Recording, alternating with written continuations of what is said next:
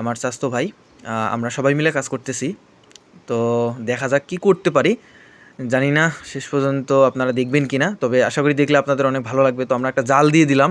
জালটা দেওয়ার কারণ হচ্ছে আমরা পানিগুলো সরিয়ে নেওয়ার সময় যাতে মাছগুলো চলে যেতে না পারে। তো দেখতেছেন আমরা একটা ছোটো মোটর সেট করেছি বৈদ্যুতিক লাইন দিয়ে। আপনারা দেখতেছেন যে একটা ছোট্ট মোটর দিয়ে আমরা কিছু পানি সরিয়ে নেওয়ার চেষ্টা করতেছি।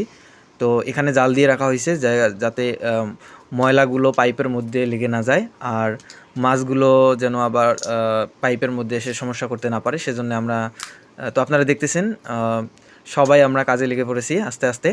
তো আমাদের আজকে এই ব্লগে থাকতেছে আমরা সবাই মিলে একসাথে কাজ করতেছি মাছ ধরার জন্য। তো আপনারা আশা করি শেষ পর্যন্ত, এই যে দেখেন পানি শেষ, এখন আমরা মাছ ধরে ফেলেছি অনেকগুলো মাছ আপনারা দেখতেছেন। তো এগুলো আমাদের পুকুরের মাছ অনেক ভালো, কেননা আমাদের পুকুরের মাছে মানে আমরা পুকুরে তেমন কোনো ফার্টিলাইজার বা কীটনাশক আমরা ইউজ করি না। আমরা সাধারণত নর্মাল খাবার যেমন অতিরিক্ত ভাত, চাউলের কুড়া, তারপরে খুদি, এসব আমরা পুকুরে খাদ্য হিসেবে ব্যবহার করি।